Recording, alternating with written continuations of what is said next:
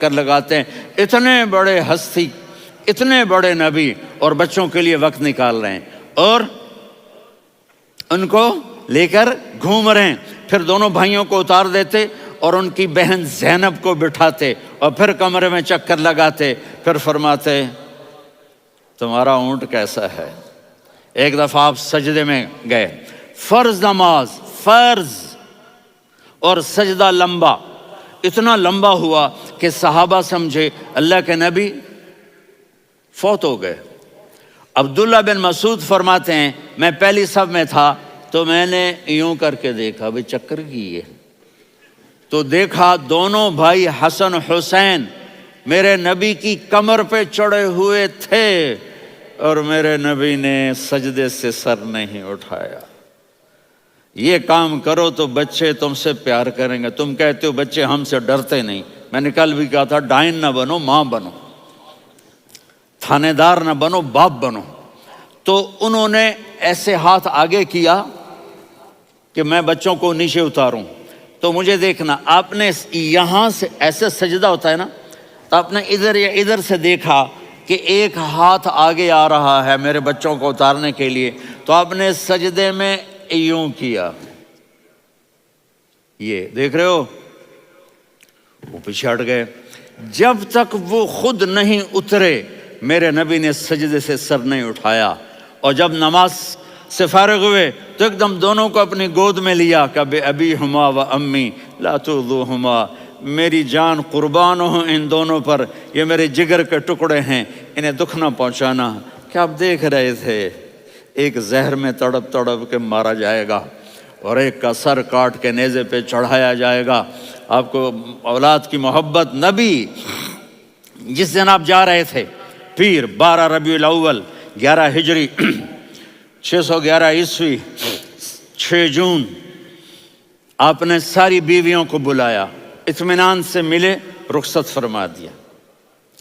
پھر داماد علی کو بلایا، ان کا سر اپنی گود میں رکھے، ان کے کمر پہ ہاتھ پھیر نہ، فاطمہ کو بلایا، ان کے کان میں کہا بیٹی میں جا رہا ہوں۔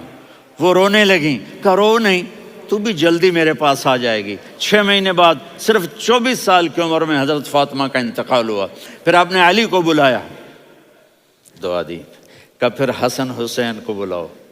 جو ہی آپ نے ان کو یوں لیا تو آپ کے ایسے پانی کی طرح آنسو بہنے لگے، اس طرح کہ آپ آگے دیکھ رہے تھے کہ ایک بچے کا سر کٹ کے نیزے پہ چڑھ رہا ہے اور ایک زہر میں تڑپ رہا ہے، لیکن آپ نے تقدیر، اللہ کی تقدیر پر راضی ہو گئے۔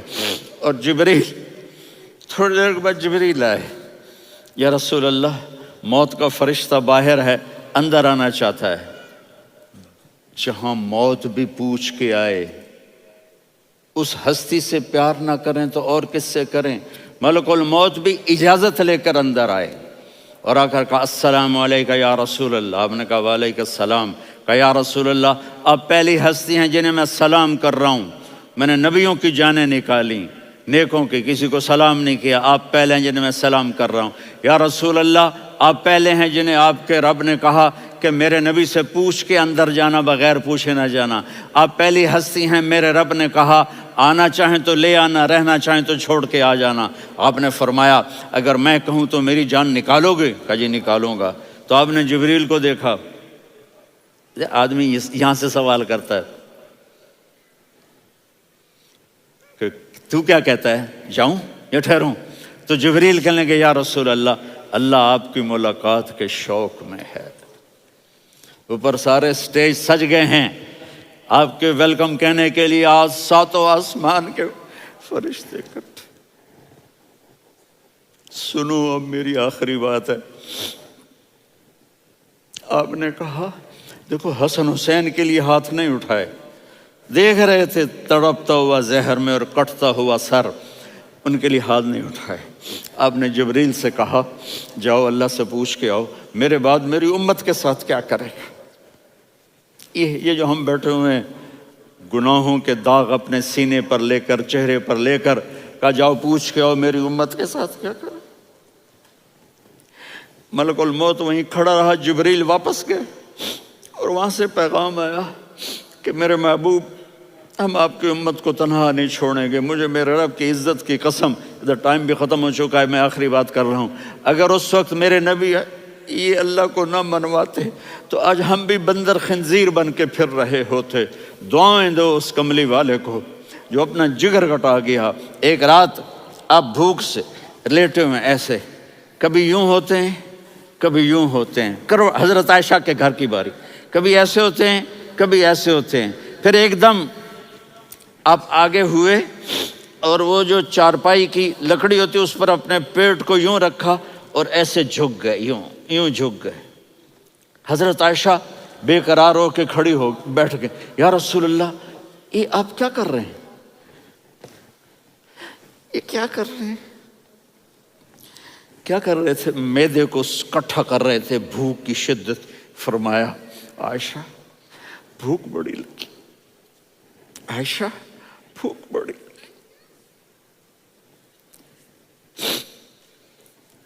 جس کے لیے کائنات بنائے عائشہ بھوک بڑی لگی۔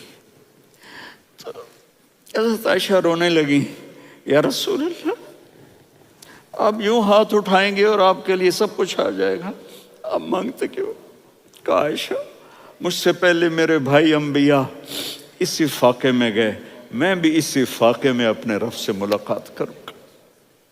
میرے عزیزوں، میرے بچوں، نوجوان بیٹھے ہو، بچیاں بچے، اپنا آئیڈیل اپنے نبی کو بناؤ، اپنا آئیڈیل اپنے نبی کو بناؤ اور نبی والے اخلاق سیکھو، آپ کے گھر آباد ہو جائیں گے۔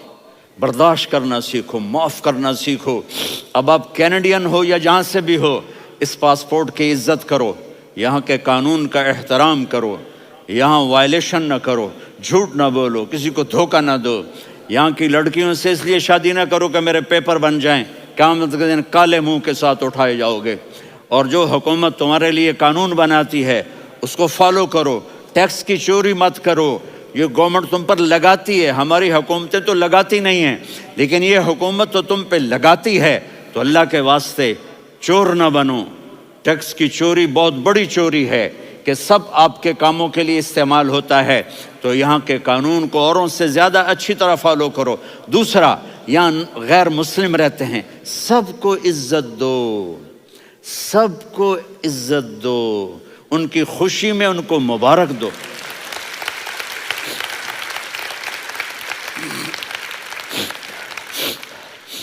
وہ ان پہ غم آئے تو جا کے ان کے دکھ درد کو بانٹو، وہ بیمار ہو جائیں تو ہاسپٹل پوچھنے جاؤ، وہ مر جائیں تو گھر والوں سے جا کر افسوس کرو، تب جا کر وہ اسلام کے لیے سوچیں گے کہ یہ کون ہے محبت کرنے والے، ہمدردی کرنے والے۔ ہم اپنے ہی کنویں میں گھوم رہے ہیں مینڈک کی طرح۔ کس طرح بات آگے جائے گی جب تک وہ ہمارے اخلاق نہیں دیکھیں گے، ہماری محبت نہیں دیکھیں گے، ہماری خدمت نہیں دیکھیں گے۔ کتنے یہاں اولڈ ہومز بنے ہوئے ہیں، چکر لگایا کرو، جا کے صرف ایک سمائل دے دو تو اس بوڑھے کا سارا دن اچھا گزر جائے گا۔ کتنے کرنے کے کام ہیں۔ اگر آپ کے پاس کینیڈین پاسپورٹ ہے تو اب پاکستان میں جائیدادیں نہ بناؤ، یہاں اپنا سب کچھ خرچ کرو، وہاں کاروبار نہ کرو، یہاں کاروبار کرو، ادھر زکوٰۃ نہ دو، ادھر زکوٰۃ دو، یہاں بھی بہت زکوٰۃ کے مستحق لوگ آپ کو ملیں گے، یہاں خرچ کرو۔